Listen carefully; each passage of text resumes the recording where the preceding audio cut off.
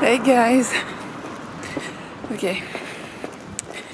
Alors je sais pas pourquoi j'ai mis ma veste. Je pensais qu'il faisait un peu frais, mais en fait il fait grave chaud. Il fait super bon, c'est un truc de fou. Je suis pas sortie de la journée donc c'est ma première sortie. Juste que je marche vite parce que ça va bientôt fermer.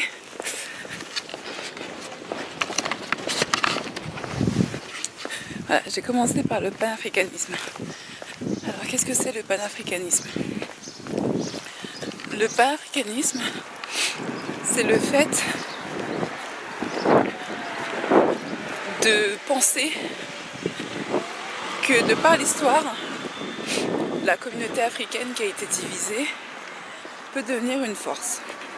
Une force ne peut pas forcément dire que ça devient une faiblesse pour quelqu'un d'autre. Une force, ça peut être le développement des forces des autres aussi.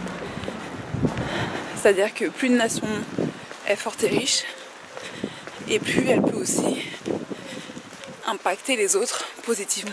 Donc plus une nation est forte, et plus sa force peut être un avantage aussi pour les autres. Plus elle est faible, plus sa faiblesse peut être aussi un avantage pour les autres. Ok? D'accord. Et en fait le panafricanisme, après moi j'ai pas vraiment étudié Marcus Garvey, hein, qui lui est vraiment un des piliers de cette idéologie-là. Mais le panafricanisme, c'est le fait de penser que la diaspora africaine partout dans le monde doit, d'une façon ou d'une autre, être connectée. C'est-à-dire que oui, aujourd'hui, des histoires nous séparent, aujourd'hui, des langues nous séparent, des cultures peut-être nous séparent, mais au bout du compte, il y a toujours cette même base, il y a toujours cette même origine qui revient très souvent. Même si vous allez au Brésil, même si vous allez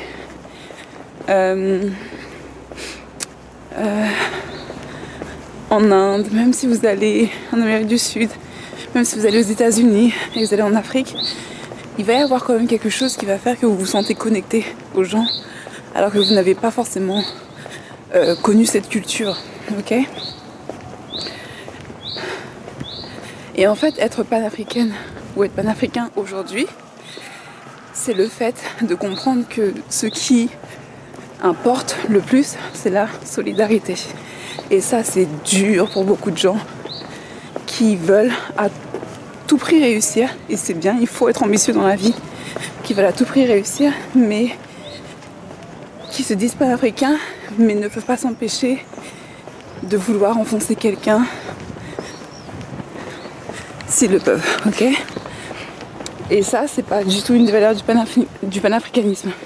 C'est-à-dire que moi, il y a des gens qui n'ont pas mes idées, ou qui partagent pas mes idées, ou je suis pas forcément d'accord avec certaines choses, mais ça me viendrait même pas l'idée de leur cracher dessus, sauf s'ils dénigrent la communauté. Et j'irais pas leur cracher dessus, mais je les calculerais pas en fait. C'est-à-dire que c'est des gens, genre, je peux leur dire bonjour, au revoir, mais je me verrais pas aller plus loin et faire le premier pas vers eux, ok? Donc voilà, bah, c'était une toute petite vidéo, je fais des gros bisous, à plus tard, bye. Hello guys, j'espère que vous allez bien. Donc comme je vous l'ai dit, je me suis pas coiffée. J'ai jeté mon foulard sur mes cheveux, ils sont en train de sécher. Et en fait, je pensais qu'il faisait pas si chaud que ça, je pensais qu'il y avait un peu de vent. Et en fait, pas du tout, il fait très chaud. Mais ça va, je suis ok. Je porte un de mes bombers. Donc voilà. Alors, j'ai une tête trop bizarre. On dirait... Bon, bref. Alors en fait, je vais faire une vidéo sur ce que les femmes ont appris. Parce que j'ai déjà fait une vidéo sur ce que les hommes ont appris. Parce que pour moi c'est vraiment très important que les gens comprennent en fait que j'aime beaucoup apprendre des hommes.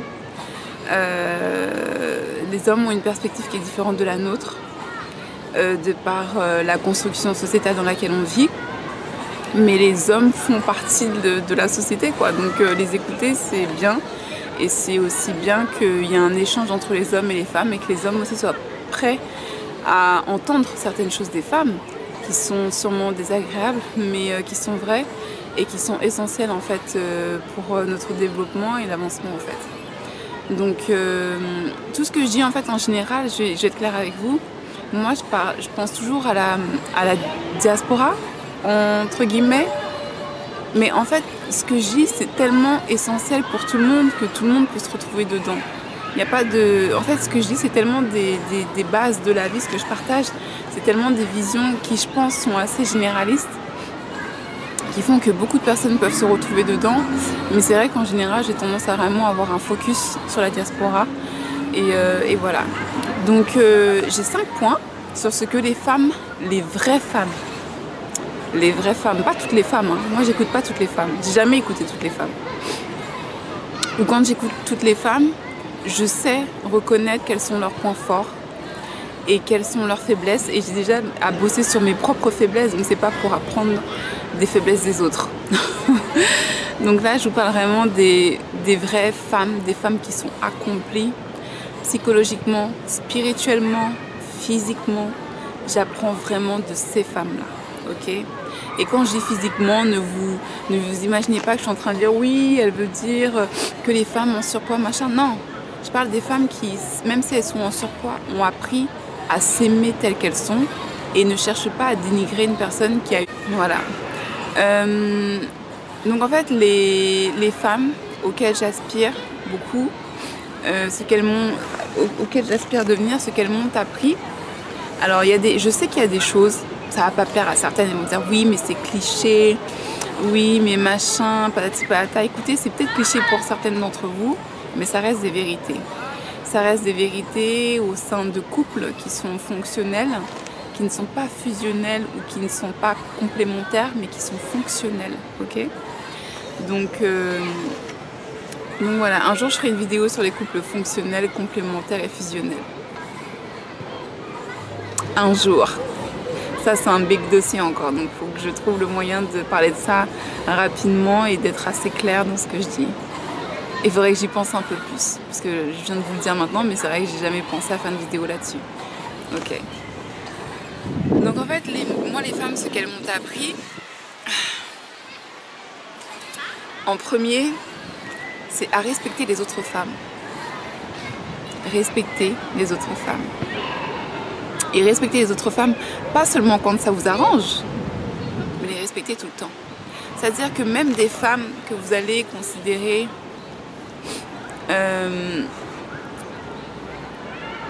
je sais pas, sales, vulgaires, vénales, respectez-les. Pourquoi? Parce que j'ai vu trop souvent des femmes dire « Ah, ça c'est vulgaire » et en fait tu sais qu'au fond d'elle, elle a envie de faire exactement la même chose, ok? Et qu'elle va trouver le moyen, elle, de faire la même chose et de dire « Oui, non mais moi, c'est pas pareil parce que tu comprends, moi je suis comme ça, quoi. » Bah en fait non, la vulgarité, c'est soit c'est vulgaire, soit ça l'est pas. Vous voyez ce que je veux dire?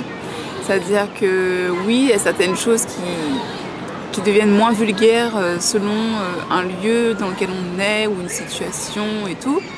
Mais en soi, ce qui est vulgaire, ce qui est censé être vulgaire pour toi, est censé l'être pour les autres. Et ce qui est censé être vulgaire pour les autres est censé l'être pour toi. Donc ne te permets pas de faire ce que tu critiques chez les autres. C'est simple.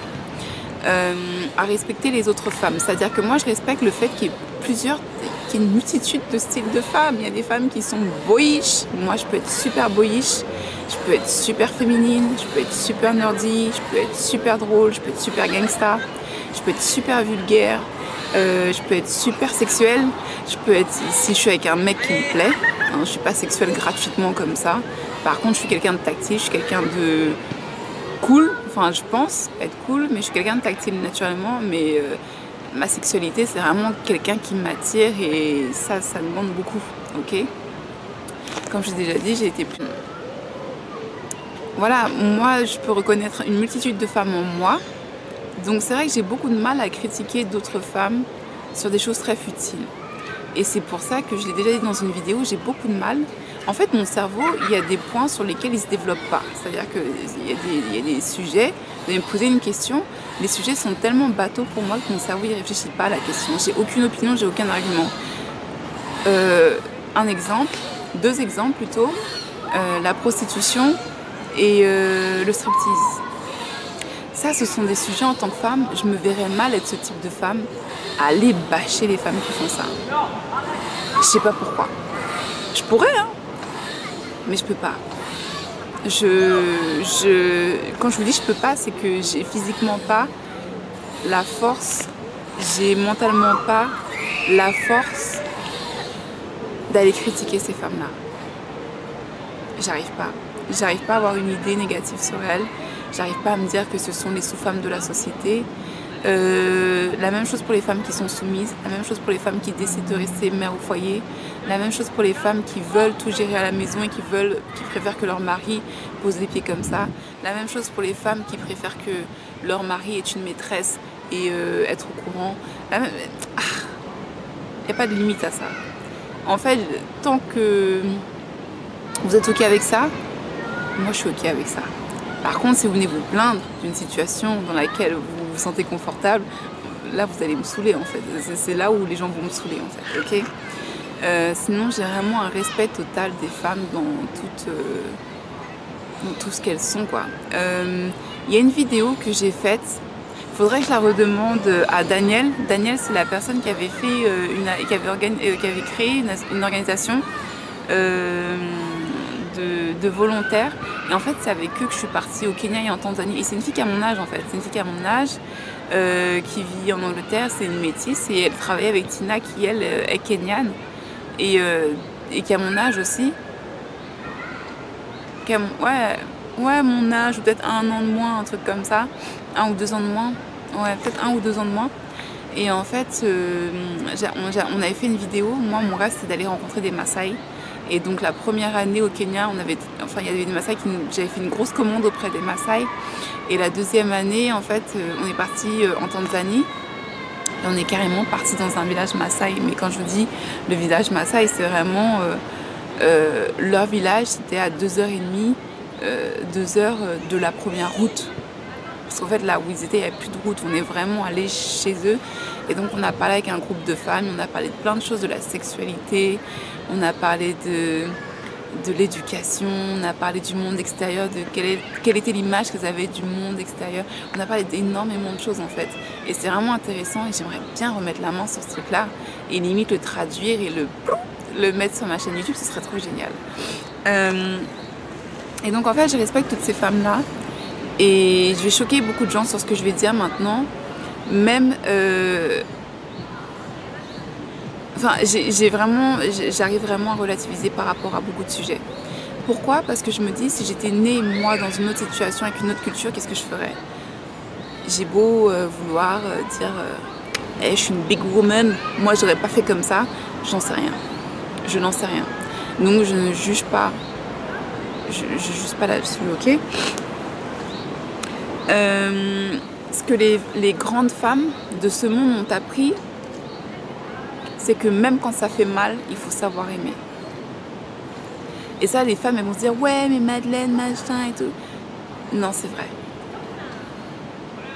Parce qu'en fait, le truc, c'est que autant j'aime les hommes, autant j'ai vraiment beaucoup d'admiration pour les hommes, pour le masculin, autant je sais que le masculin, putain, mais pour que des fois, ils sortent de leur habit de Superman et de moi j'ai une carapace, je pleure pas, je suis un bonhomme, bah en fait c'est chaud.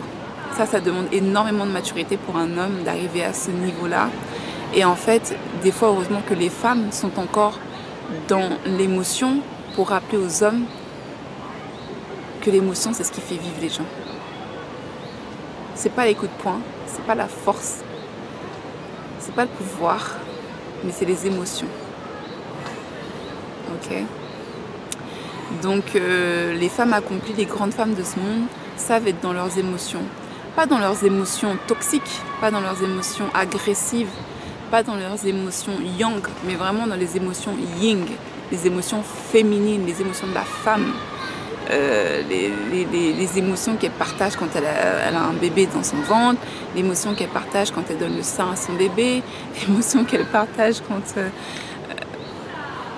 elle accouche, quand elle a... Enfin, plein de choses, ok? Truc de femme, quoi. Faut garder ça, faut pas être des bonhommes.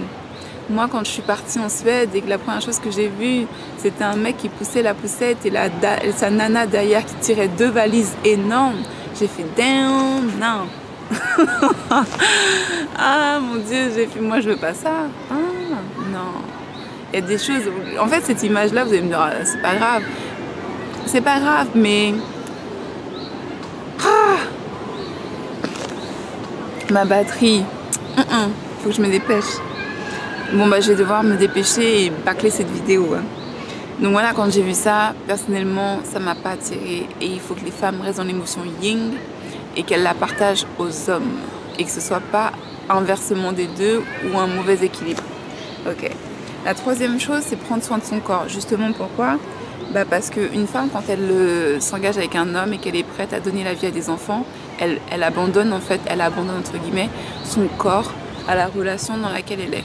C'est-à-dire que son corps ne lui appartient plus. Moi, c'est comme ça que je le vois, personnellement. Son corps ne lui appartient plus puisqu'elle le partage avec son enfant. Et qu'ensuite, c'est grâce à ce corps-là que elle multiplie en fait le couple qu'elle a avec son partenaire. Donc c'est un sacrifice que les hommes ne connaissent pas. Et c'est pour ça qu'il y a des hommes qui sont moins dans l'émotion que les femmes, parce que eux ils se rendent pas compte de ce que c'est l'investissement en fait mental, physique, psychologique, émotionnel qu'une femme donne à un couple, alors que l'homme en fait des fois il a juste à être un récepteur de tout ça. Ok? Donc pour moi c'est ce que les grandes femmes m'ont appris, à prendre soin de mon corps, à savoir bien. Alors ça, en fait, c'est ma petite salopette que j'ai achetée en 2014 pour partir au Kenya. En fait, c'est la seule chose que j'ai achetée dans une friperie et j'ai eu un coup de cœur en fait dessus. Et à cette époque-là, c'était pas la mode de porter des petites salopettes short et tout, mais je l'aime trop, j'aime trop. Donc là, il fait beau, ça en salopette. Et ça, ce sont mes super chaussons. Et ouais, pink baby. Ah là là, c'est pas sexy du tout ça. Hein. Ok, allez, let's go. Bon guys, je viens juste de sortir de Haute Couture. J'ai rendu le buste qu'elles m'ont prêté. Trop sympa, trop gentil, trop cool. Si vous avez besoin d'un lieu pour pouvoir faire de la couture, pour pouvoir faire plusieurs activités qui sont liées à la création, en fait vous avez des petits ateliers comme Haute Couture qui sont accessibles niveau prix et il y a toujours une équipe, du monde et des gens sympas. Donc voilà, je vous tiens au courant, je vous fais des bisous. Bye bye.